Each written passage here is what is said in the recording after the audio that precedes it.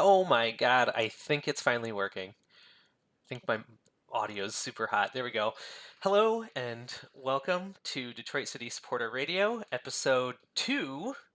Uh, my name is Dion. I'm joined by. I'm Jackie. Hi, Jackie. Hi, So, Dion. spoiler alert, we are in the same house, um, in different rooms. Sean actually had last minute scheduling issue and couldn't make it tonight. I think he had to work. So Jackie is on guest hosting for Sean. Yes. Um, and we have quite a bit to talk about. Per our plans last episode, Jam Jam will be joining us in the second half of this episode. We'll probably go to a break after we talk about some USL news and the San Antonio match.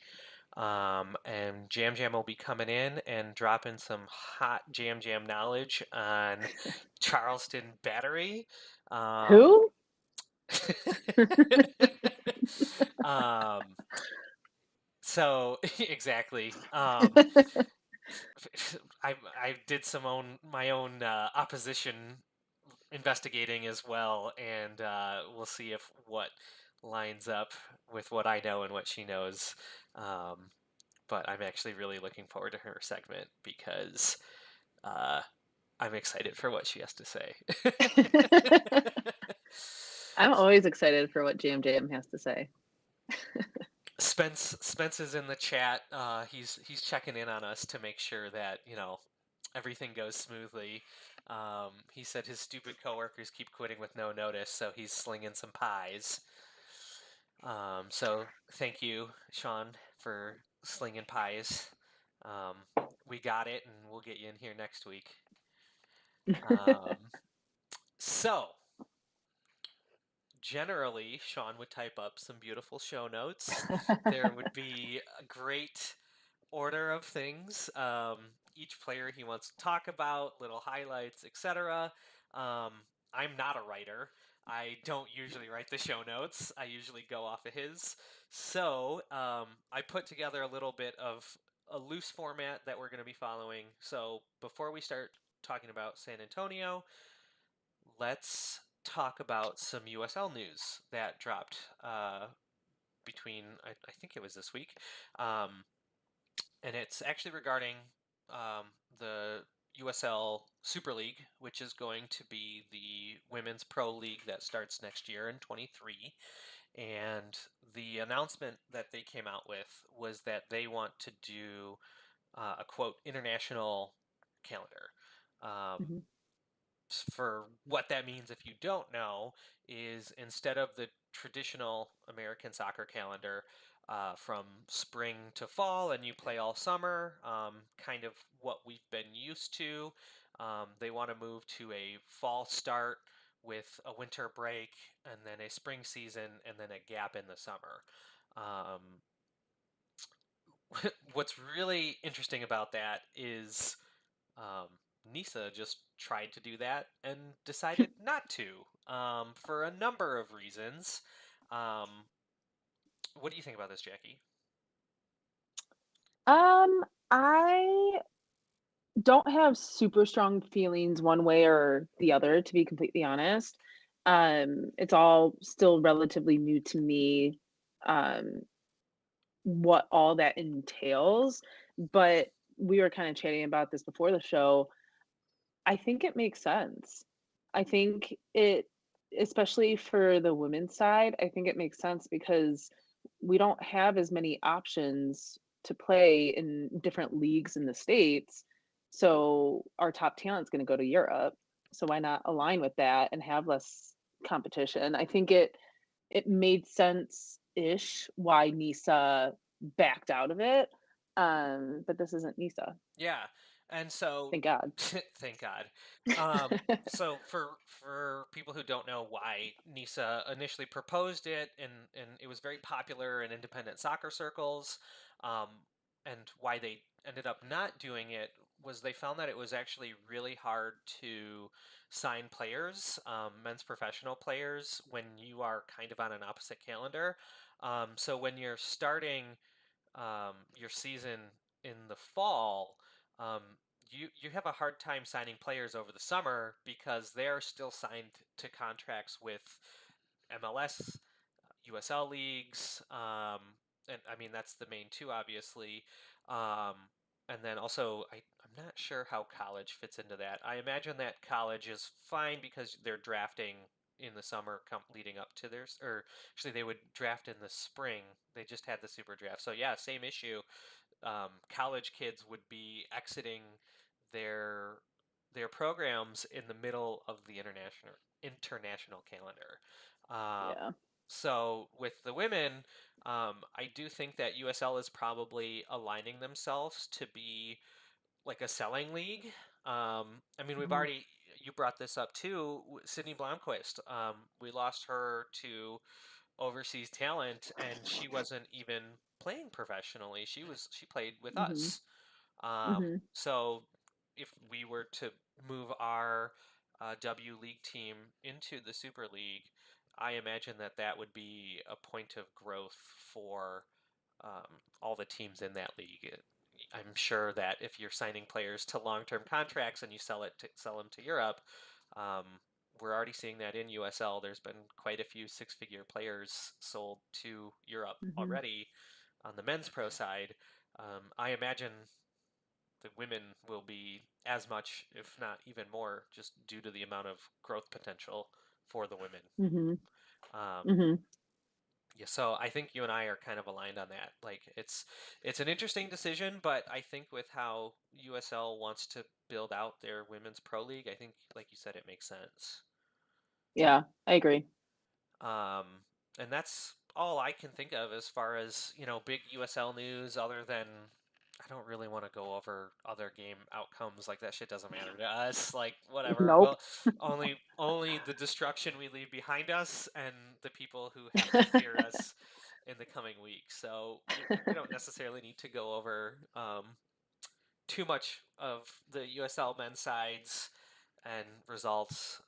Look at the table; it's fucking everywhere. FOTMob, Yeah.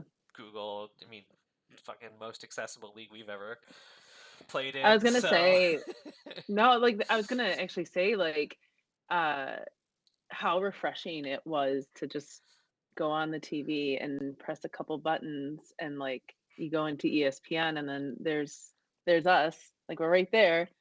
yeah, That's new. logos there, easily watchable. I heard that on Twitter and from other people saying like how cool it was that you could just open it up and it was right there and it wasn't the Cooge. The stream quality was good. The commentate Yeah. coach, oh my god. From that stream, dude was talking like 15 words a minute. Um, Yeah. that was rough. And so, the questionable announcers are still there, but the caliber is definitely higher than what we were used to with the worldwide spider web. I will say though, I think the quality of production that we've been fortunate to have, for years, I think is better than other USL clubs. When we were kind of watching other matches and playing catch up on things, just listening to the comparison, um, yeah, I think There's we're really lucky. well, what's great about Neil and John is they do have an understanding of not just our technical analysis, but they also have an understanding of the other team's technical analysis. And Mhm, I think what we've seen so far in the coverage of different teams is that it's very surface level. It's very just like mhm. kind of vapid commentating, right? It's very cliche. It's very like, okay, well, it's background Well, noise. what was what was the quote when we were watching the Charleston, match? One of the announcers was like, "Detroit City Football Club supporters, they're so excited to be playing in this league." And I was like, Oh yeah, that's like basically what the quote was. They were like, "Yeah, their fans are super excited to be at this level," or something like that. I'm like, "How do you didn't fucking talk to us? How do you know?" And like, yeah, like we are, but also not excited enough to be mentioned on the broadcast. It like, just to me, it stood out as just, like, more I don't know, like, So fodder for them. Like, it was just yeah. yeah, It's like yeah, shameless self-promotion. Like, hey, look at right, hey, they're bought into the USL like way of doing right, things or whatever. And it's like, right. So, let's get away from talking about the league because fuck the league. Let's talk Yep, about one of the most club over league. yeah, let's talk about one of the most important matches in city history, which was our debut in D2. Um, of course, the pairing was against a team that we didn't get to go into because of the technical difficulties last week, but everyone said it. If you've listened to any content about DCFC or Charleston, San Antonio, or just USL in general, everyone's saying San Antonio is the team to beat on the season. Um, Mhm, they got knocked out in the Western Conference Finals by Orange County, the eventual champions. I believe they lost on penalties too hmm, in that game. So, like, really was anyone's game to go to that final against the Rowdies. And OCFC ended up winning it, or OCSC. I don't know if it's FC or SC. Doesn't matter. We'll get to them when we get to them. Um, and so, with that being said, I was a little nervous a going into little. this game. Um, you were not at all, right? No. So tell me what your thoughts were heading into San Antonio Thursday, Friday, Saturday. Oof. Um, it was I went into the weekend with just, like, complete trust and faith and belief that we were gonna kick ass.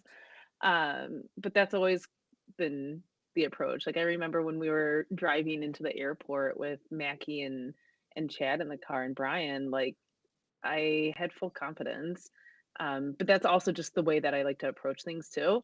Um, Once we got into the stadium on Saturday is when the nerves hit like a little bit. Not as much as you.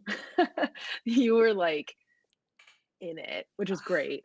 yeah. Um, but no, I think I, I always like to approach it like we're gonna fucking win it all. And if you tell me that we're playing somebody, I'm gonna believe that we're gonna fucking beat them.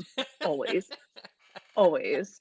Um, I firmly believe that, and that's why like when people are like, I can have like my EPL team in City because EPL team like we're never gonna play them. I can have both, and I'm like, no, because I live in a reality where I believe that one day we're going to be playing those EPL teams and we're gonna kick their ass too. Um, so yeah, it was an emotional weekend, to be honest. I knew that I would cry on Saturday. I knew it, because I always do at, like, those types of matches. Um, but I cried way more than I thought I would. Yeah, it was extremely emotional. On the way to the match, it was starting to hit. Just the like, oh, this is like we can still turn back. Like we don't we like this is real. Like we're on our way to this stadium. Um, there was a lot of deep breaths in the car ride on the Yeah. way to the stadium. Yeah, emotional, I think, is an understatement. Seeing the so if people haven't had a chance, Mackey went on to Michigan Soccer Central and talked about his experience on the weekend, what it felt like getting to the stadium. Definitely check out that episode of Michigan Soccer Central. I thought it was really well done. Mackey did a great job of describing his experience there. So with that being said, if you've listened to that, sorry. because I'm about to do the same thing with our experience. But it was really cool to drive up to this stadium and see kind of probably what the future of City looks like in the next 5 years. Yeah. San Antonio, for those who don't know, play in a soccer-specific stadium outside of San Antonio, probably 15 minutes, 20 minutes from downtown. Um, Free parking everywhere, branded stadium. It's called Toyota Field or Toyota Park or one of those. But Toyota Hmm. everywhere. Everywhere, like We jerseys. drove a We Toyota. drove a Forerunner. There's Forerunners everywhere. And so the reason why is they actually make Tundras and Tacomas in San Antonio, so they're a big employer in San Antonio. But 8,000 seat stadium, natural grass, video screens, the full Yeah, that experience, was new. the full soccer specific experience, which have we really ever experienced before outside of maybe going to Louisville? Like, I mean, Louisville, I think when we played them in Open Cup, had a smaller stadium and not the just monster they Hmm. have now. But Hmm. um, yeah, I mean that was really a city first. I think for us was watching our club play in a professional venue, 8,000 seater with allegedly 5,000 people showing up. No way. Did they seriously claim that? They claimed like 5 6,000. Um, there was like Jokes. two there. The crock full of tears. There's probably 50 of them in like a drum. Um, It's generous. yeah, I'm being kind. I I know. know. I know. But No, go ahead. I thought like the the actual stadium, to your point about it, like kind of looking into the future, that's what it felt like. It really did. It felt like we were looking into the future of where our club is going. Um, Jealous of that grass pitch. Yeah, it was I really love nice. keywords. I love keywords. But those grass pitches are great. Yeah. Uh, And especially, like, in a stadium like theirs too, like, there really isn't a bad seat in the house too, you know? yeah. Where the way that they set up DCFC supporters was kinda weird. Like, we were up high and, like, in the middle of all of their supporters, um, Yeah, they sold but it seats was for to fine. SAFC fans next to us too, Yeah, which was weird. I Um, think they liked us more. I think they did too. They were copying our chants. um, so the yeah, like it was kind of definitely a surreal moment. I think to see kind of Mhm, what the future of the club looks like. That was that was probably my biggest takeaway of the overall experience. Is like, okay, well, this is where we're gonna be. Not that I love Keyworth. I think I said it in the NGS Discord. I think we really need to appreciate what we have while we have it because it is an mhm, incredibly unique experience. It is incredibly affordable. We've been to stadiums all over the country, and there's mhm, nothing like Keyworth that we have mhm, seen. And so enjoy it while it lasts, but do not expect it to last. It's mhm, um, the growth is going to happen, and a mhm, stadium really is kind of short of a women's pro side. I mean, that's the next step for the club, in mhm, my opinion, and I think in yours. mhm. Agreed. I thought it was interesting too, like, even just with San Antonio Stadium, um, like, our sessions kicked the ever living shit out of theirs, you know? Did you have yeah? Um, Because you got coffee and stuff while you were there, right? it was hot chocolate, Or but hot, yes. yeah, hot chocolate. And I didn't even look at the concessions. I was nauseous. Like right when the players Yeah, you walked were. out, I just got hit with like nausea and just like, oh You had to fuck. sit down. I did, yeah. It was nerve Mhm. wracking. So I wasn't drinking or eating there. But I didn't get a chance to see prices, and honestly, it seemed kind of bare bones from what I could tell. Not It was not not necessarily bad by any means, but they didn't have like at least from what I was able to see, and I did like a loop around. They didn't have like food trucks and stuff like that. It was all like your basic concessions and your basic beers and stuff like that. Um, so we are again very, very lucky to have what we have because you go to Keyworth, there's Mexican food, there's like the Polish. doner kebab, Yeah. there's Polish food. Yeah, like it's diverse. Yeah. All of it, and it's local, and it represents the community that we're in as well, and that's Mhm. what I like about it. So, Mhm. enough with the stadium experience. Ken just mentioned in the chat. Ken Butcher was down there. Also, he got to go, which was awesome. Um, and he said, as far as concession goes, he got the quesadilla he ordered at halftime in the 75th minute. so, Jesus Christ. so just half an hour quesadilla if that's your thing. Um, so enough with the stadium, the experience. Yeah, it was like into the looking glass, right? So let's talk the game. Mhm. How do you think the boys lined up and met the challenge that is USL Championship and allegedly the number ones? I think that they changed a lot of minds. Raised a lot of eyebrows. Mhm. Mhm. Like, I oh, do. I think a lot of people, especially non-Detroit people, um, were expecting us to get blown out, yeah, you know? And I think that we obviously didn't.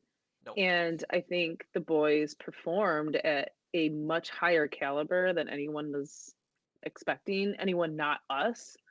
Um, yeah, I thought they did great. It wasn't perfect, obviously.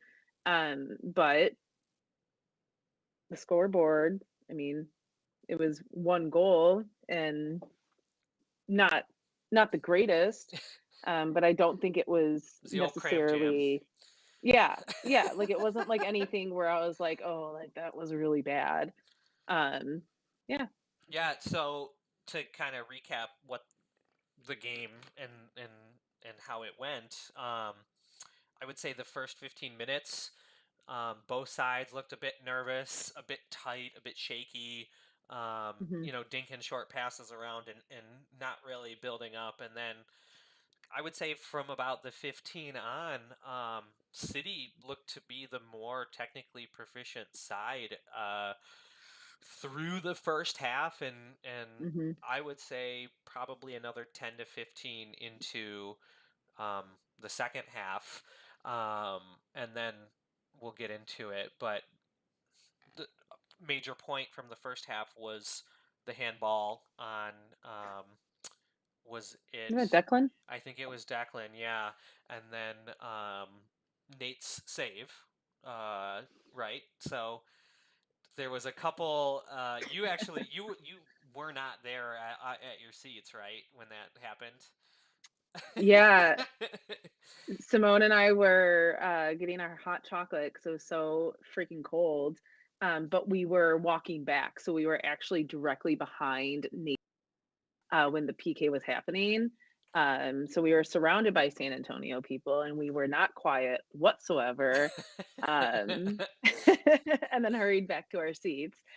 So we were able to see, and honestly, I kinda had the best seat in the house You were for it directly because I was behind it, right? literally right behind him. Yeah. We were standing next to the cameraman who was not happy about all of our swearing. um, and I want to give a Mackie did this in the podcast he was in, but I wanted to shout out to Chad who was with us. Chad called it before the penalty was taken that Nate was going to save it, Mhm. and he did. And Mhm.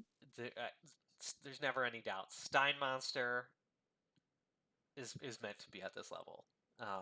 He was never. What more does he have to fucking do for people to, like, be on board with him being the number 1 keeper? Like, Nate has done everything we have asked of him and more, and more. Yeah, Like, it blows my mind. The same thing happened with Simone and I, when we were walking and watching, like, the PK, like, she and I both turned to each other and we're like, "He's saving it." And it wasn't like a nervous, "Oh god, he's gonna save it," like, and, like, Yeah, willing it and wishing it to happen. It was just like, he was a meh. This is what Nate does. This is what Nate does." He's gonna do his And I job. loved I loved Juice's tweet, like, "USL teams hate him." Like, Get used to it's so it. good. Yeah, get used to it. That's gonna Mhm. be, he eats all your chances for breakfast. So, um, Right. yeah, no, so then with that being said, you agree with he's your man of the match then, of course, best player out there on that night. Easy. Yeah, Mhm. I agree. I think uh, Chad's in the chat. Chad actually says it perfectly. Um, Nate saving the penalty set the tone. So once he saved it, we did really settle in and looked good. I mentioned Mhm. that we looked like the more technically proficient team. Our passes Mhm. were a bit sharper, looked a bit better. Um, Mhm. but with that being said, I was looking at the stats, and we actually had more fouls than San Antonio, and we are actually second place in the Hmm. league right now with the number of fouls Yeah. at 19. So we have a Jesus scrappy Christ. football team here. But I think that was probably part of the game plan. You know, Mhm. assert yourselves, welcome. Make yourselves at home in the league. Well, We're not gonna be pushed around. yeah, and we were even saying too, at the start, like, during warm-ups and stuff like that, like, our team is physically smaller. Yeah, yeah, def Like, compared to San Antonio, like, we physically looked smaller. So if that means we bump a few more bows, that's cool with me. Yeah, we definitely need to get that American Home Fitness gym set up for the guys. Need to hit the Protein powder. protein powder, hit the weight room, hit the treadmill. Like and another thing I noticed too, and we'll get into this as far as the second half goes, but we definitely did not have the stamina to finish out the game the same way we started. Mhm. And Mhm. from everything I've heard, USL season is long. It is a Yeah. grind, and we'll need to really work on our stamina to remain competitive as the season goes. Um, couple things. My so Nate, man of the match. Who was your outfield player of the match? Short, not keeper. Mm. Maddie. Yeah, I agree. Maddie Lewis. Uh, it felt like anytime the ball was near him, he got it. And he's just I feel like he really shined. Um, Very consistent, very talkative, very much like a leader on the pitch. I thought Openo was really good as well too. Um, Kind of flashes of like mini Bakey, or maybe not mini Bakey, but like bigger Bakey. Um, but I would say those two I think stood out the most to me, aside from Nate. Yeah. Um, I would like to point out that Nate, or I'm sorry, not Nate. Sorry, Matt had some great numbers, good number of tackles. He was, as far as center backs go, first on the list in terms of number of tackles. He had 5 tackles. He had three of those tackles were completed. One won the ball tackles. He had a lot of duels, which stat wise, I'm not quite sure what that means. I'm assuming like one on ones against attackers. Had a great percentage of the 14 he had. He won 10 of them. Interestingly, looking at the stats for the defenders, um, and I agree with you. My initial perception was that Maddie was my player. Reese's numbers are actually better.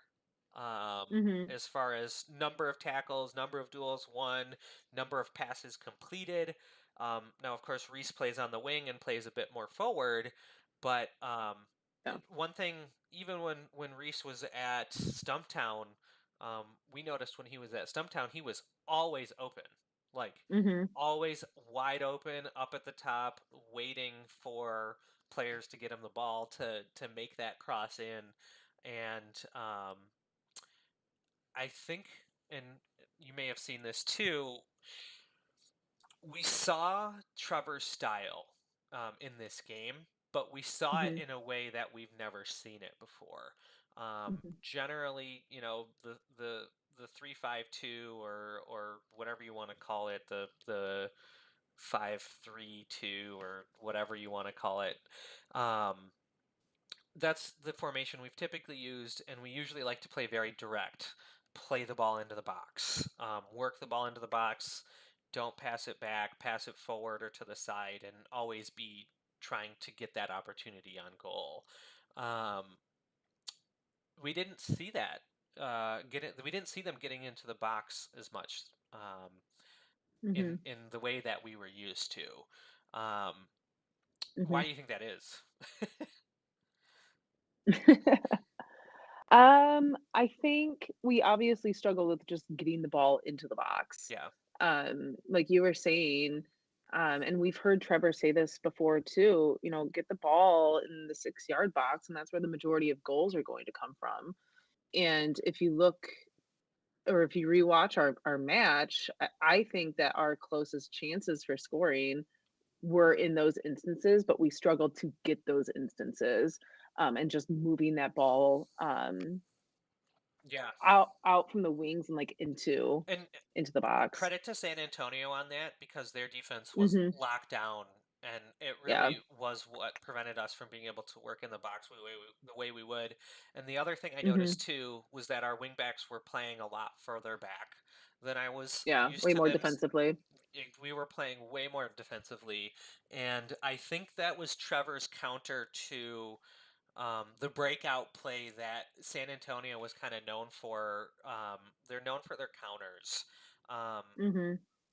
they lost some of their scorers from last season, but they were still very prolific and very deadly um, on the attack, very fast.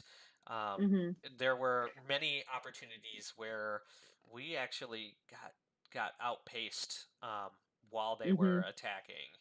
Mhm.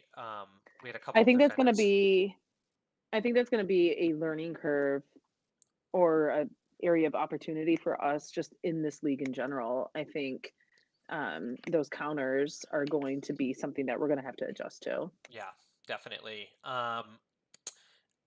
So as far as the midfield goes too, as far as the numbers go, all the guys were great in the midfield. My I have to like apologize to Brad Dunwell because my initial impression when I was watching the game was that he was kind of invisible out there, and I didn't really see him do too much. And I thought that, um, like you said, that Hopino was kind of our midfielder that really put up the numbers and was always there. He was always involved in the play, always creating chances, but Brad, by far, in terms of distribution, played the Mhm. best game out of all of our midfielders. We're talking like 91% pass accuracy, Wow. and also had the most passes out of anyone at 48. If we look at Hopino, he had 36 passes and only a 61% um, pass average, or I'm sorry, pass accuracy. So Mm. more passes and more accurate.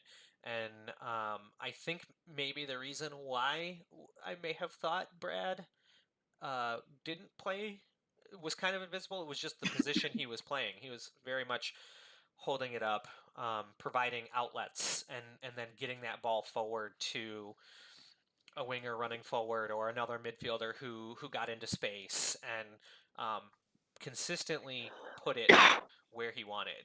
I'm talking so passing accuracy in opponent's half, 90%. Like that's great. Wow. Is that Res- specific for Brad? that is Brad. Yeah, and a guy and Hopono had Oh, Brad. 48%. So I was totally wrong in my initial impressions of how he did. Um, Atuahene, also 90% passing accuracy in opponent's half, had some good looks on goals, created space. Didn't didn't he have a couple megs? Yeah, that sounds right. He was running up the It wing. was mhm. It, it was weird seeing another number 9 in the city. That was weird. That was Yes, weird. I kept on, like, thinking that it was SCL just, like, based on number alone, um, and it would've been interesting to see him there. it would have. Definitely would have. I think the area that needs most improvement for us is shots. You cannot win if you do not score goals. We had, man, 5, 6 shots and only 2 on target. Um, I Mhm, think actually technically the stats were we had 10 shots, but many of them were blocked. And again, credit to San Antonio and their defense mhm, was locked down. Did not provide good passing lanes, covered crosses really well, covered set pieces really well. Um, so getting shots on goal and also um, improving set pieces. Our attack mhm, really needs a bit more consistency. Um, mhm. and I think that going into the game this weekend, um, it'll be a good opportunity against a team that we should be able to put some balls in the net. Um, so to let's finish up San Antonio. What do you Mhm, think was the game changing moment for them? Um, we'll say it was the second half, right? Like we looked good mhm. through the end of the first half. Where did the game change for you in the second half? Fucking mullet man. Mullet Man. Um, Mullet Man, which I had to look up his name because I couldn't fucking read any of their numbers or their names because they, for some godforsaken reason, Stupid. went with this like Stupid. fully blacked out kit that you could not tell who was who. Their own commentators were, like, roasting their own kit, like, That's that's, never like, a good great for look. streetwear. Yeah, It's great for streetwear, but, like, on the pitch, it was fucking so difficult. it was terrible. And actually, I saw this evening there was an article that came out in San Antonio, like heavily criticizing the choice for the home team to do that all blacked out kit.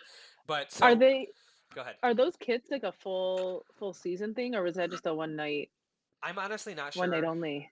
I'm not sure off the top of my head. I I think they may have been season opener kits, and they may go to something more traditional with their next home game. But who knows? Maybe it was such a successful kit that they keep going. But no, I imagine that they like if they don't make the choice, like honestly, USL likes to have control over everything. Like USL needs to step in and just be like, guys, come on, like, you Yeah, can't come like on, that. come on. It's not good. You can't keep track of anything. Ooh, So, Jam Jams thinks that it is full season.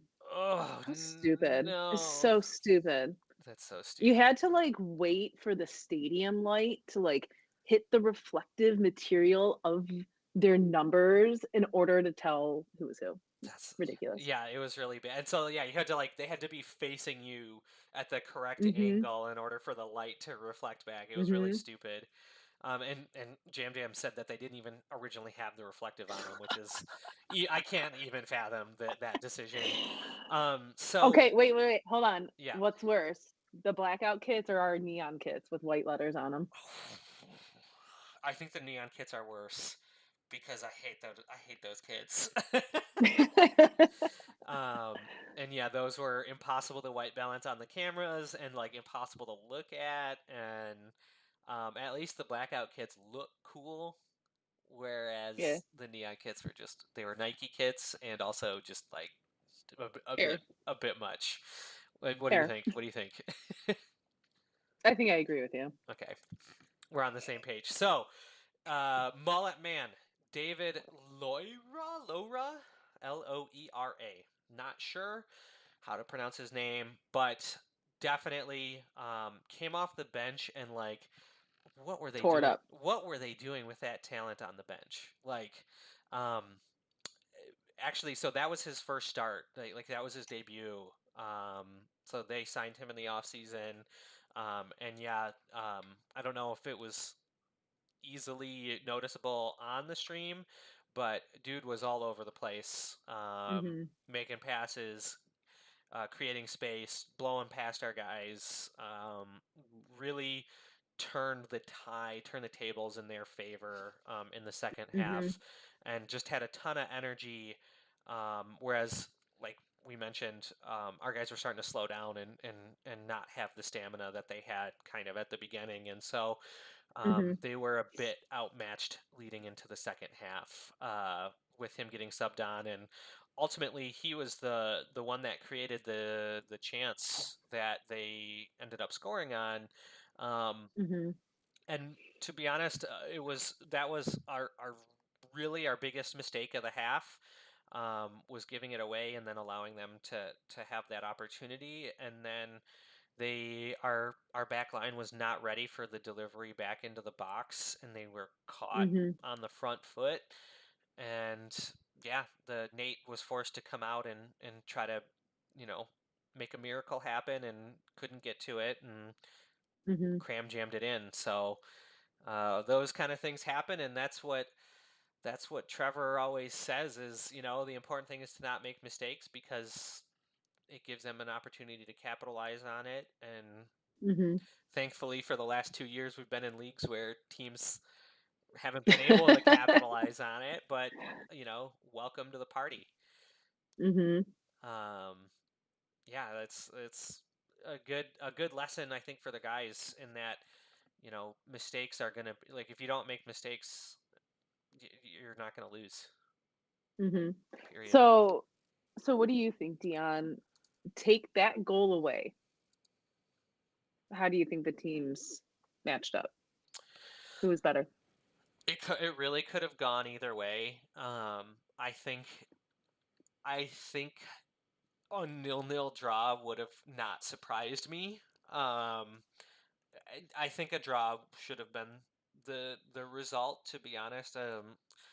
There were a couple opportunities that we had that we really squandered. Mhm. That like we I think this league isn't going to give us a lot of opportunities, right? I think Mhm. defense is really good in USL. So if Fucking tall. yeah, everyone's tall, everyone's physical, everyone's big.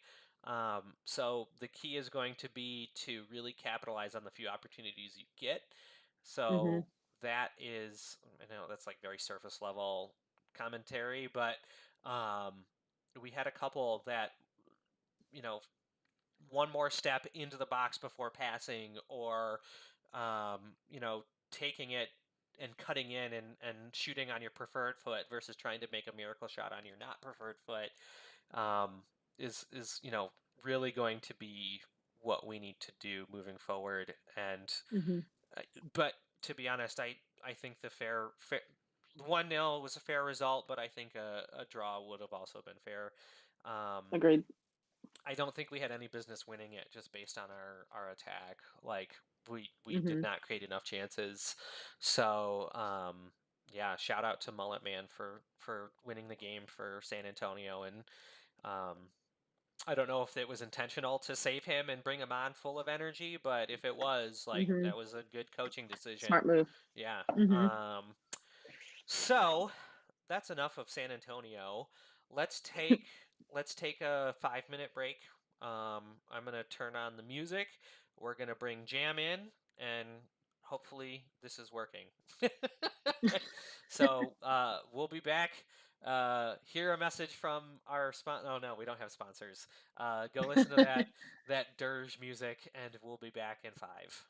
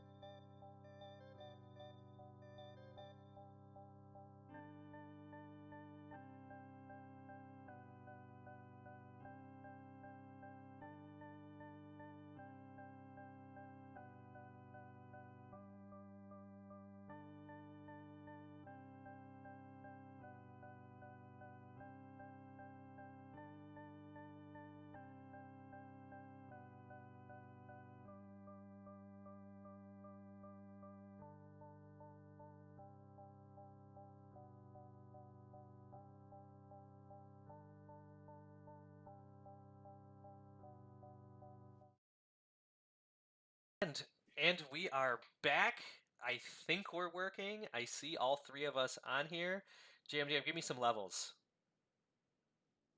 Oh, I'm hot. here. You are Are we hot. good?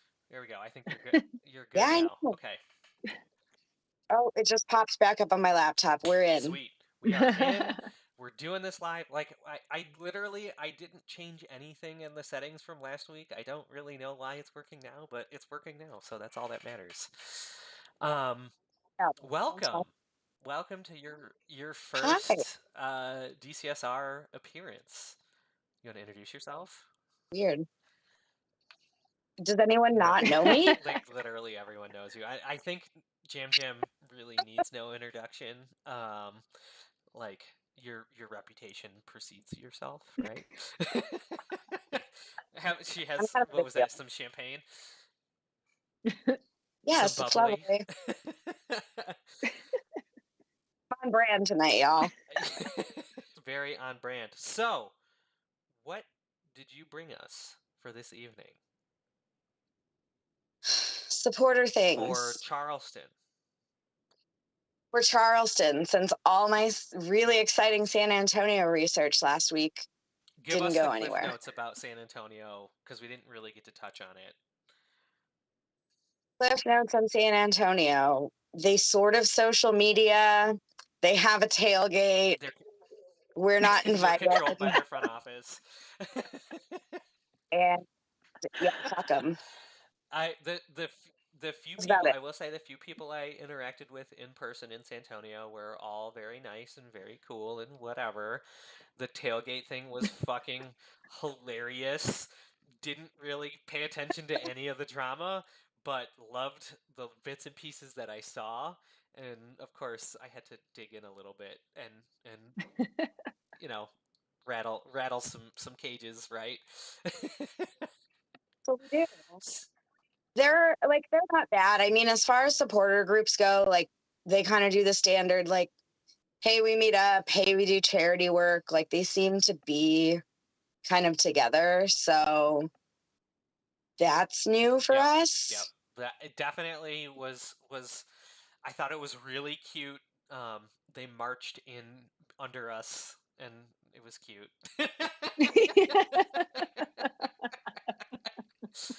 It was like, oh yeah, Yeah. that's nice.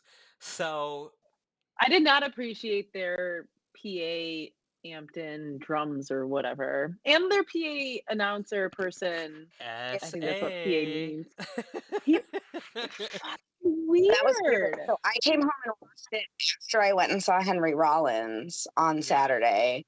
And yeah, it was like the PA noise and like the starting chants. It was weird. It was very Chicago house yeah. Yeah. ish. I think it was very lower division soccer United States. Yeah,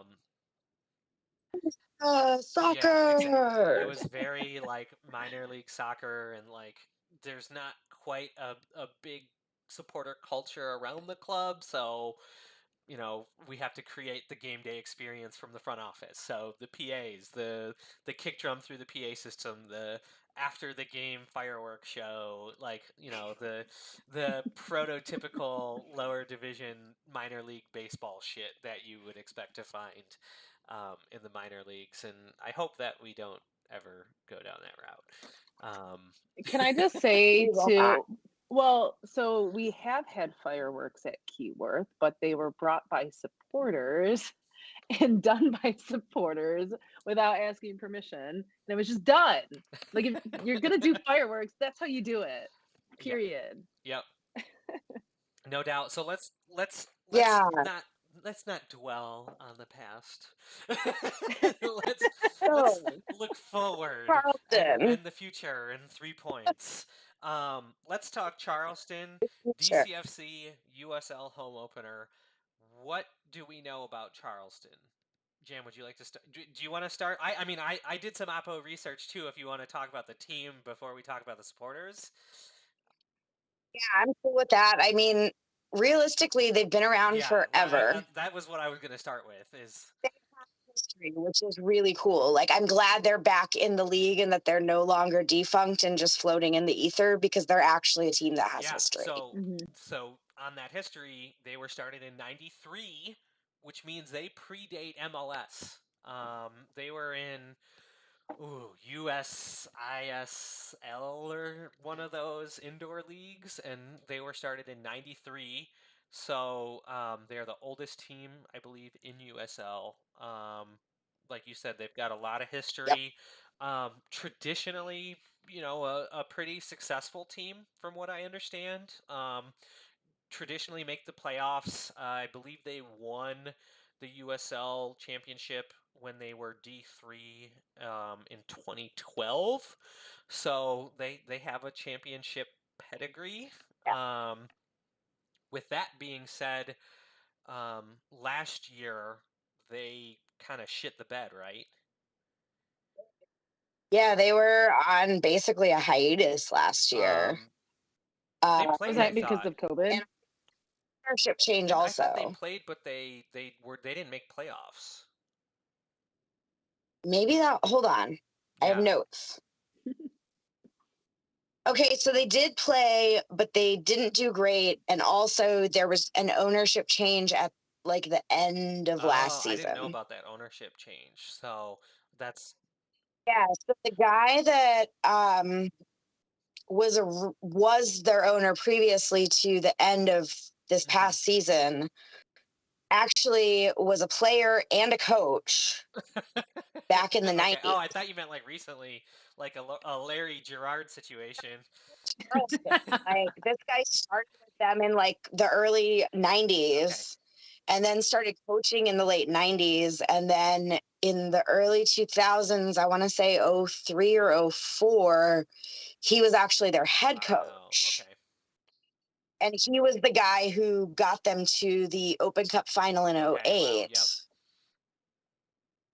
And then this last year, he was gone, but I don't really know anything about the So new this ownership. was Mike Anhauser. Mike Anhauser. Anheuser. Yeah. Anheuser? Yeah, I see. So he was a former player, assistant head coach. So he was also the owner too. Wow. Uh-huh. Holy shit, a lot of hats there. Um, so Where have we seen him before? well, I mean, it looks like they did a better job than what we were used to. um, I feel like he's the kind of guy they need to like build a statue of at he's their definitely stadium. getting a statue outside of wherever the fuck they play. Um, they missed the postseason last year for the first time since 2007. They were the only club to have ever missed the playoffs since the league launched in 2000 or whatever relaunched in 2011. Um, and yeah, they had a huge restructuring. The new coach is a guy by the name of Connor Casey. He was an interim head coach for Colorado Rapids in 2019. Um, looks like they brought back their fan favorite goalkeeper, Joe Kuzminski. But like I said, he had a shitty year last year. So they also brought in some international players. Um, looks like they brought in a Liverpool U23 loanee to bolster their. I'm not sure what position this guy plays. I'll have to double check. But there's a couple players that the main one they brought in is a guy by Augustine Williams, who was a Sierra Leone international player. He played in the African Cup of Nations this past year. Looks like he played for LA Galaxy 2 previously, and he is an attacker. Um, he recorded 37 goals in 130 appearances for LA Galaxy 2. Oh, wait, hang on. This might be wrong here. He was an all-league selection when he played last year, or I'm sorry, 2020, and he had 37 goals in 130 appearances when he started with Portland 2 in 2016. So, good scorer. I've heard that um, 50 goals a season is about what you should be scoring as a USL side in order to make the playoffs. Everybody pretty much makes the Yeah, so playoffs. how many make the playoffs? 7 teams in each East and West, I think, make it, correct?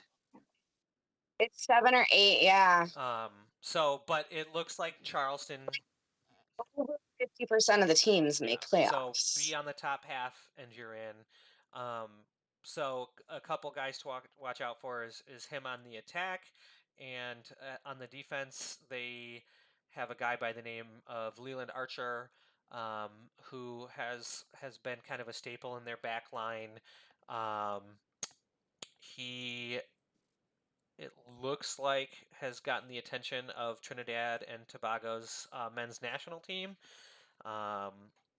He got some really big numbers, career high numbers as far as defense goes, um, like career numbers for him, even though they fucking sucked last year and conceded 60 goals, which is the most of any independent club in the championship last year. So it's probably safe to say that this is going to be a rebuilding year for them.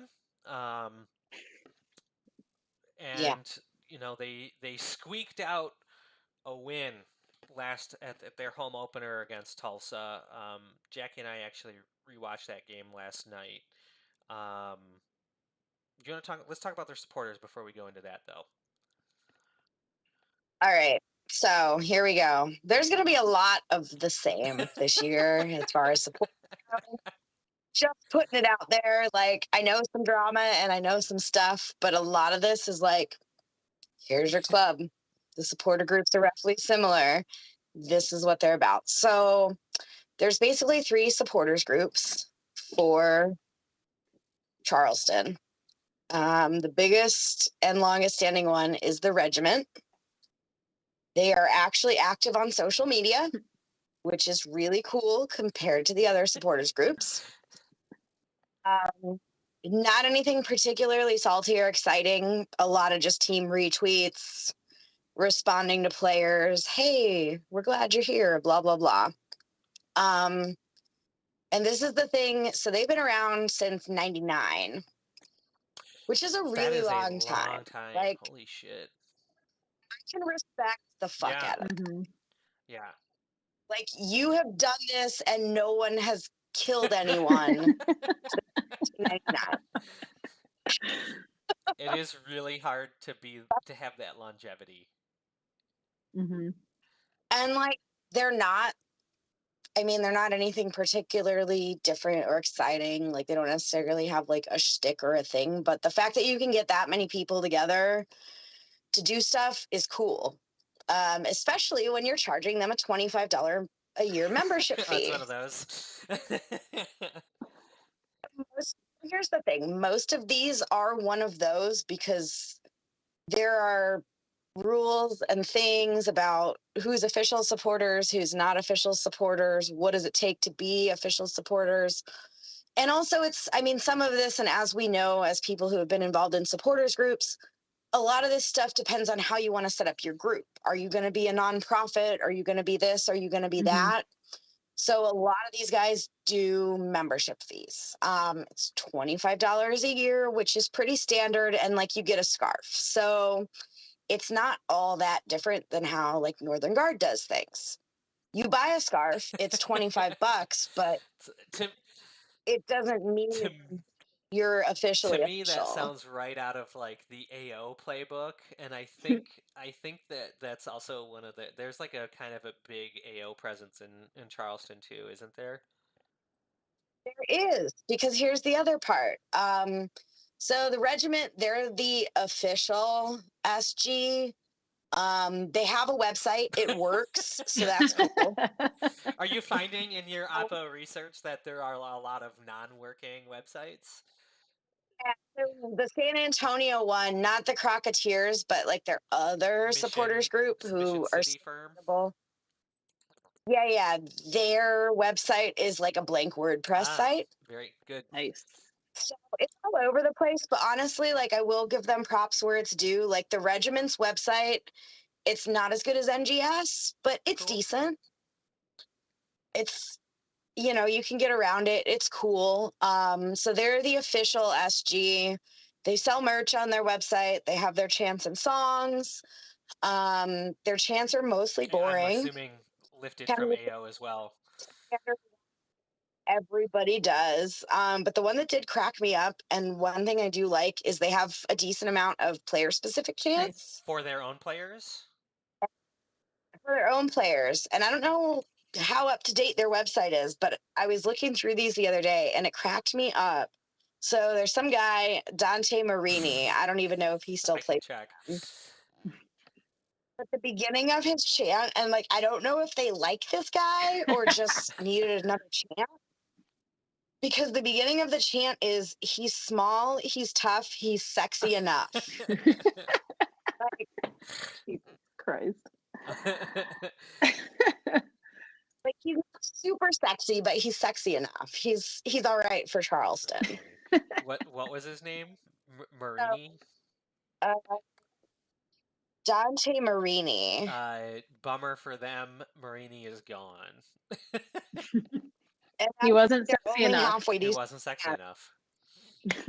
He was not enough. Oh, Bummer for him because he doesn't have a mullet. shout out to the guy on their roster named Dionysius. You should fist fight after the match. Yeah, there can only be one. So they have some chants. They do the things. Kind of standard supporters group. They seem, basically looking at their social media, like they do, different charity stuff and community activism. And again, like, they've been around forever, but really they're just boring. I'm gonna Do they do Pride Raiser? I was gonna ask. I want to know who does Pride Raiser and who doesn't. Yeah, that should be like something. That's a. Well, deeper dive into that, like, I think I'm gonna have to look into the actual Pride Raiser site for that, because like, no one puts it on their own website. It's a bummer. They should. I can help you with that. We know a guy. Cool. So That's the big one. That sounds pretty standard, and like you said, I think a lot of these SGs are going to be registered as nonprofits, and because of that, part of being registered as a nonprofit, and one of the reasons why Northern Guard wasn't initially, was you do have to keep a membership roll and a list of people who are members, and the best way to do that is by selling a membership, and so it's, if you're gonna go that route, that's kind of the route to go. But yeah, you could just be an LLC and just light all your money on fire so you don't have to pay taxes, and then you're fine. Hey. It's kind of interesting, and like, even when I was back in Phoenix, that's kind of how we did it. Like, I believe at one point we did the nonprofit thing. It's just it's a fucking pain. It's a pain to have to. It's more work to do the meetings, to have like a board and all of that. It's just not the route that I'm glad DCFC supporters went a bit more decentralized with it, and like, your equity is your sweat equity and the work you're willing to put in. And that's the other thing that weirds me out about a lot of these SGs that like do all of this stuff is so many of them have like sponsors, and like, you get discounts at this and this place if you show your membership card, and like, that's weird to me.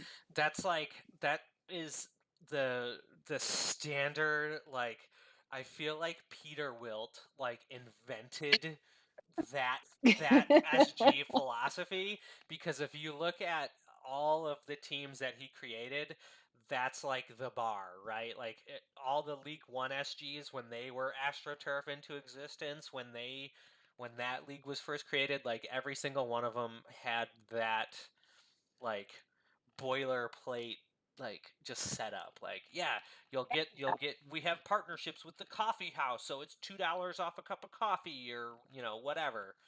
Yeah, I noticed, without going too much back into last week, like, the Crocketeers with like their whole tailgate and everything, they have fucking tailgate sponsors, you guys. Like, they have local restaurants that donate food and beer, and like, I just don't see our supporter groups here ever doing that kind of thing.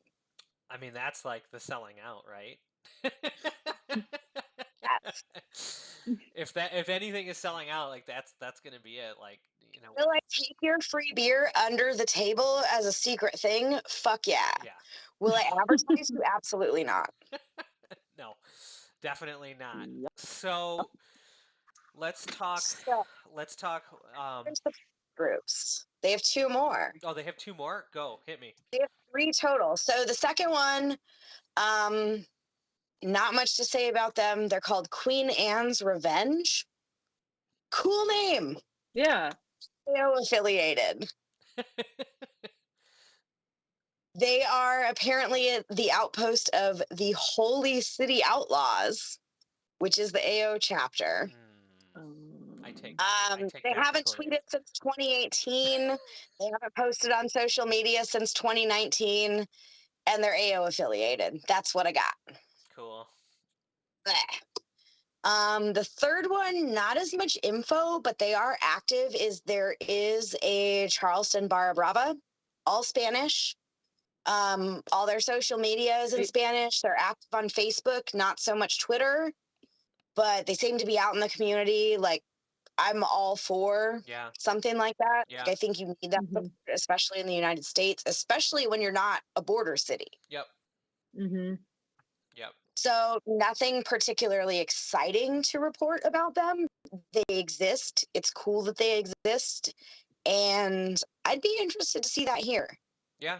I think that we could definitely use I don't want to say like diversity in the stands, but like really we could definitely use more diversity in the stands, but definitely diversity among supporter groups. There doesn't need to be just one, especially because people are going to feel like, maybe that they don't relate to whatever group and they want to do their own thing. And if it brings more people to Keyworth, I'm all for it, right? Yeah. There's so many different ways to do support. Like, you've got Northern Guard. I thought there was only one way. I thought there's one way. My way. Yeah. My way is the way. And as the gatekeeper, I'm telling you, there are multiple ways. I mean, you've got Northern Guard, who's kind of the standard American support style. There's chants, there's drums, there's smoke. You've got the guys that stand in the South, who are more the casuals, who do their thing. I would love to see more of the Hispanic support in Keyworth. Like, coming from Phoenix, that's a huge thing. And it's fun. Like, yeah, there's drums, but there's cymbals, there's other stuff. The beats are different. Like, it's a similar but completely different support style. Yeah. And we've seen supporters come out to Keyworth for our international friendlies. So, like, they're there. Yeah. You know they exist. We really need to just give them the space to make DCFC their own, I feel like. Yeah. And show that, like, hey, you're welcome here. We want you at the table. And then, like I said, provide the space for that to happen.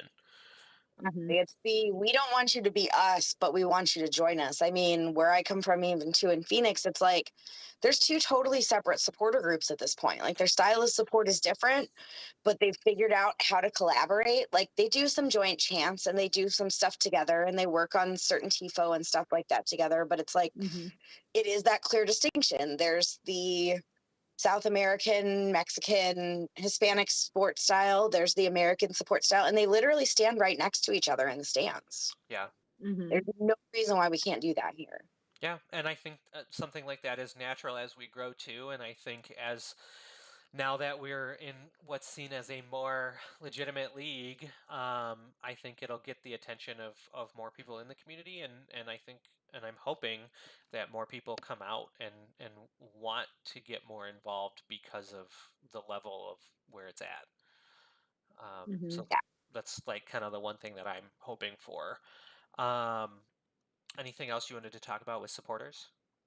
As far as supporters, like, that's kind of it. I mean, there's no crazy drama. There's no crazy scandals. I mean, most of that stuff comes from the FOs anyway. So, like, in San Antonio, that's one and the same, right?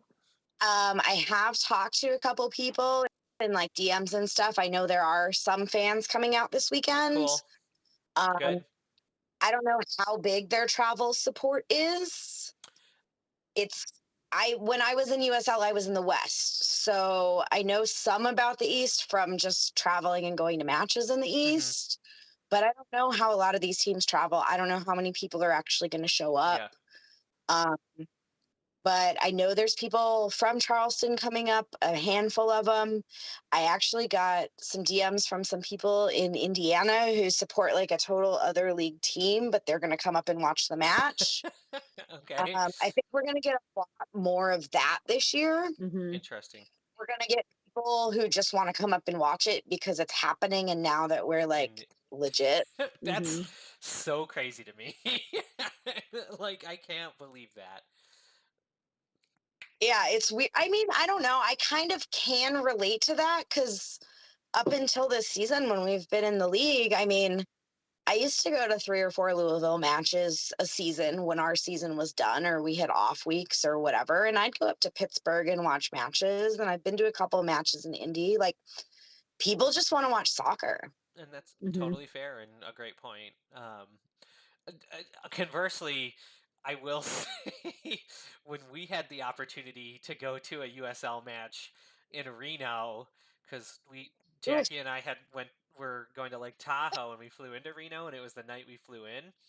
We just were like, Mhm. yeah, fuck that. Like, we don't need to go to this USL match. Like, fuck them. Oh, and that was like, though, like Reno was like one of the worst fucking teams in the league, or they were.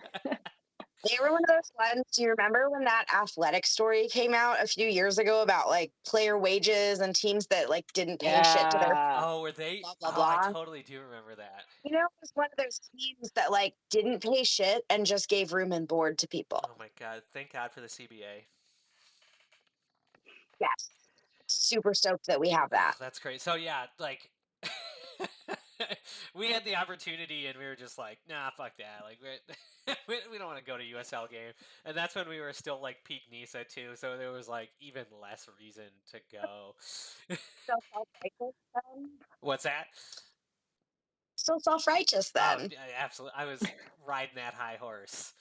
For sure. Yeah. Actually, hold on. Since it's Like in the West, Phoenix is cool. I'm slightly biased. Like I will always forever be biased. It's my fucking home team. Vegas is a spectacle and will be fun for people who enjoy that kind of thing. I'm personally anti-Vegas, but if people are looking to go to a ridiculous match with super fun supporters and like probably something silly on the stream, like people running around the field for money or like shirtless dudes or whatever, Vegas away is the one. Vegas away is the one. Like I lived in Phoenix for 30 years. I've been to Vegas 400 times. Don't care. I have zero interest in Vegas. But I can confirm if you want an away match that has other things going on and not in the middle of nowhere in a boring city, Vegas is the way to go. Cool. So we don't play them away, but we might in playoffs, right? Are they one of our cross league away matches or I don't no? They think are. so. Oh, they are? They are. Mhm. Did I miss Mhm. that I one? thought so. Um, Mhm. let's And it's in the middle of summer, so you're going to die, but it'll be fun. let's talk Saturday. Um, so in the rewatching of the Charleston game where they played Tulsa, Augustine Williams, who I mentioned, did score the only goal, and he scored from outside the box. It's a good goal. It was a pretty goal. I'll be honest. They had a good counter. He opened up wide and slotted it past the keeper. It was a great finish, and it was a counterattack. It was a breakdown in defense for Tulsa, and Tulsa ended up getting a red card in that match after the goal. But what I thought was really interesting was that Charleston actually was not able to capitalize anymore, even getting that man advantage, which, like we said, kind of at the start of the second half, Charleston's gonna be rebuilding, and the fact that they couldn't put more up, being a man up, I think is a little concerning on them.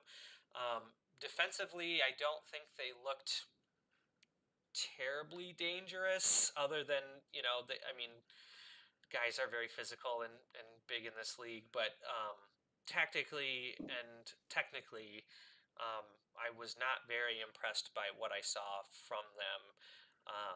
Definitely looked more of like a smash and grab style play from them, which I think that we can counter very well with our direct and forward passing. But I think we'll see a very similar formation that we saw in San Antonio, and I think we'll see Trevor play a bit more defensively, trying to watch out for that transition play from them,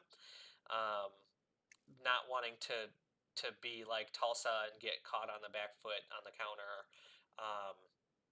And I have to imagine, and Jam, you didn't have a chance to speak about what the game and whatever you saw last weekend, but what do you think were the areas of improvement we need to look for going into our home opener? I mean, overall, I wasn't sad about it. We're so small. We're so small. Yeah. Like, how do they grow? We need these men to be larger. Also, do we think are we gonna see Yazid this weekend? Has Yazid been officially announced and on the roster? So he hasn't been officially announced, which I think they can't do yet. Yeah, he's not on the USL site yet. At the owners meeting, which leads me to believe he's in. But I think they were still working out visa things. Okay. So I think that's what's going on with him, but I haven't heard any updates. That's probably like Spence information, to be honest. Yeah, that's definitely Spence information. I think is that's kind of what's going on right now. Yeah. He is. I think we need that big fucking guy to come through and just plow through people. I think Devin could also start to be that guy. Like, he's not massive, but watching him last week, like, I think he's also going to be one of those guys that's just going to come in and get physical and just do what needs to be done. Yeah, he was a welcome sight for our back line, I think. All over the place, put his body on the line. Shout out to actually Fletcher Sharp.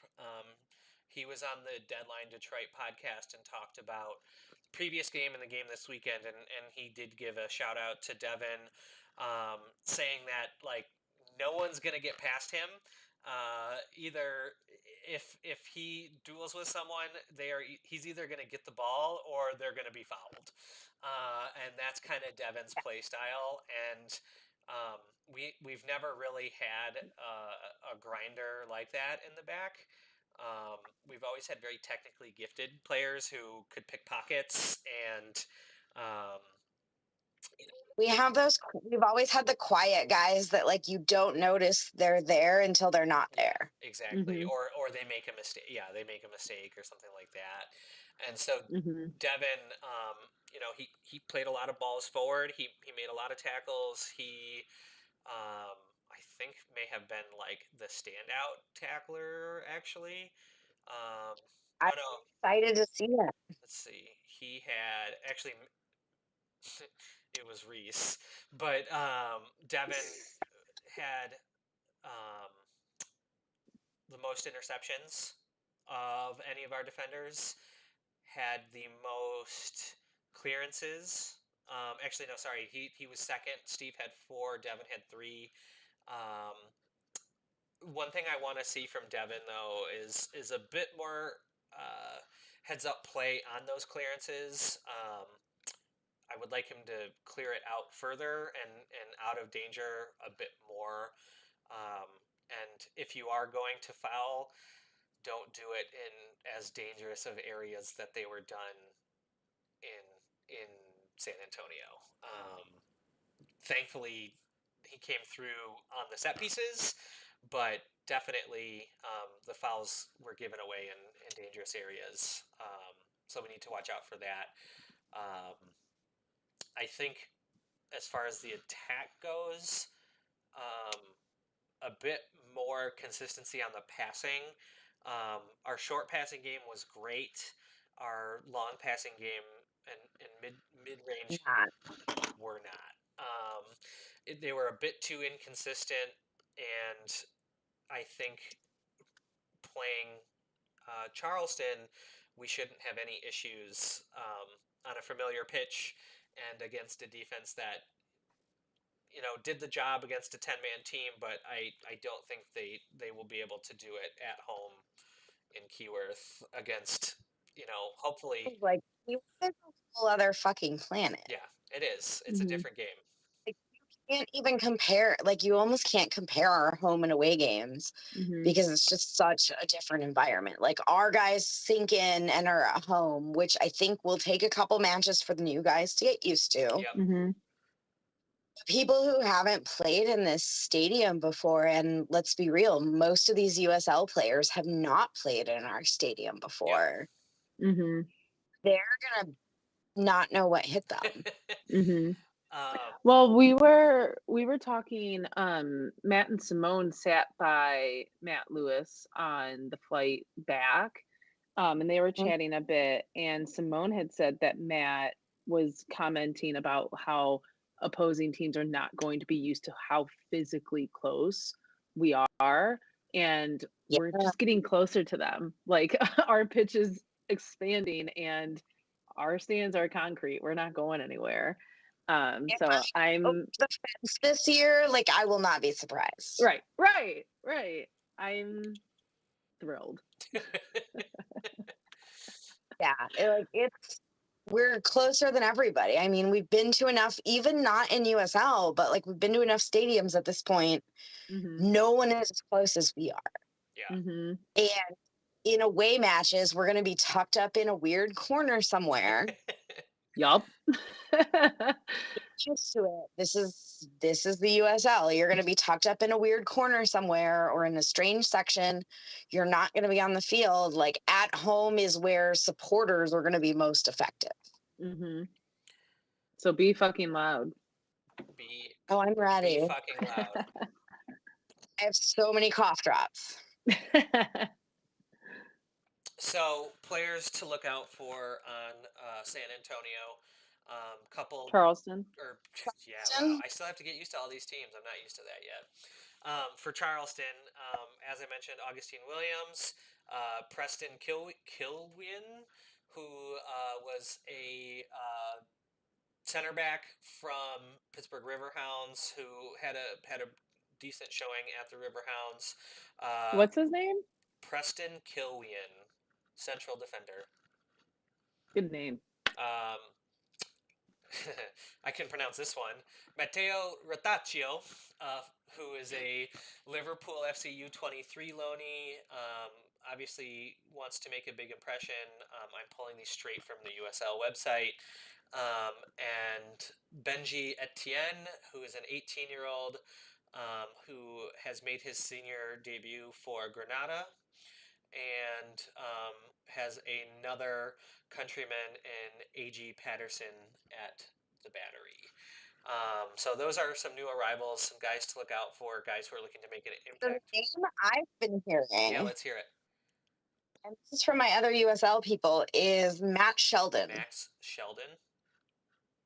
Yes. So this guy, prior to being at Charleston, like, this is his first season with Charleston, but based on like my other USL people I'm talking to, this is a guy to keep an eye on. I don't even know what the hell position he plays. I'm not gonna lie. He's a defender. Okay.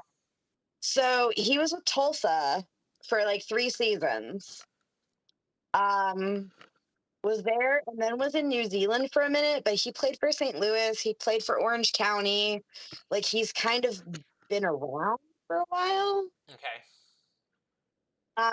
But yeah, like, I literally heard about this guy today from 4 different people. Oh my God, really? I haven't done my research, but I've had multiple people be like, "Oh, Matt Sheldon." I'm like, "Wait, really?" So I don't know. So you're saying that's who why we I should did that. target from the fence line? Matt Sheldon. Oh, things about Matt Sheldon that I'm going to scream at him over the fence. Is there things that everyone should know about Matt Sheldon that needs to be screamed? I don't like dirt, but everyone's just like yell at this fucking guy. People just told me to scream at him that he should go back to Tulsa. So he might be because they want him back. So I don't know. here's the deal about Matt Sheldon. He has a YouTube channel called Become Elite. Oh, Which we absolutely have to give him shit over. Is it like videos of him working out? I would assume, yeah, yeah. So it has over 400,000 subscribers. So Jesus Christ. dude's an influencer. Behind the scenes look at the life of a professional footballer. Oh my God, Jesus Christ! He also has a podcast titled "Against All Odds," which he regularly Against modern football. Yeah, he does Q&As and features his fellow teammates. He seems like he tries to be a culture guy and gets bought in, and as a center back, I'm assuming acts as an anchor to the team. Puts in a lot of minutes, seems to not get injured too often. Consistently top 3 on his teams in terms of interception, tackles, and duels won. His numbers from last year would put him at the top for Charleston. So expect another. We actually watch out for him. Yeah, definitely. If you are on the fence, if you have a megaphone, get into Matt Sheldon's head, break his concentration, be ready to break him, and welcome him to Detroit, because our attackers are going to need the help, and that's our job as the 12th player out there. And then as on the attack, watch out for who I've mentioned a bunch of times. Augustine Williams scored their goal, looked good, had the technique down. Don't have too much more to say about Charleston. We're at about an hour and a half right now. I'm good with calling it. Yeah, I got nothing else. Jackie, you got anything else? Fuck him. Fuck them. I mean, always that, but So pre-games at Foaling. NGS merch will be set up at Foaling. March to the match takes place, I believe, an hour before kickoff. Right, that hasn't changed. 4 o'clock good. kickoff. 4 o'clock kickoff. 4 not o'clock. 7:30. Not 7:30. Also, for anyone who is not on the Twitters, which you all should be, post-match bar is going to be Motor City Sports. They have food. Their burgers are fucking awesome. Don't they have like huge burgers? Dude, their burgers are legit. I am a fan. Like top 5 burgers I have had in the Detroit metro area. Top 5. Nice. Holy shit! I've never had one, so we'll have to get over there after a game one day. Good. On the holiday, they do a punchki burger with like the top and bottom buns. It's lovely. The burgers are good. They have a covered patio area Cool. in the back, walking distance from the stadium. We're gonna try it out and see how it goes. There's also before the match, there's also the Hamtramck cleanup, right? NGS Cares is doing a Hamtramck cleanup. They are. I think it starts at. Not gonna. Like, I am the most knowledgeable on that. I believe it starts at 10 or 11. I believe it starts at 10, and I believe you're meeting outside of Keyworth on Gallagher and then working your way out. That sounds great. So if you've got nothing to do before the match on Saturday, let's start the season off right and help clean up around the community. And yeah, let's take care of Hamtramck. Like, they put up with our shit. The least we can do is pick up some trash. Yeah, absolutely. So that's all I got. Thank you, Jam, for joining us. Excited to see you next week. Jackie, I thank you for stepping in last minute. Excuse me, filling in for Sean. I think everyone missed Sean today. Sean, we missed you We did. terribly. I mean, it just cracks me up seeing y'all needing to broadcast separately from extra rooms in the house. You can't So have that echo. You can't have that echo. You'll get that feedback. Can't do it. Can't do it. and then Just like a reminder plug too for everyone. Invite your fucking friends on Saturday. Invite your family. Bring butts and seats. If you want to see a full stadium, make it a full stadium. We're the ones that make thanks it happen. Right. Cool. Well, It's gonna be a party. It's gonna be a party in Detroit, and I'm not gonna be sleeping that night. Thanks, everyone. Thanks for tuning in. We will see you next week. Fuck Ohio. Bye. Fuck waivers.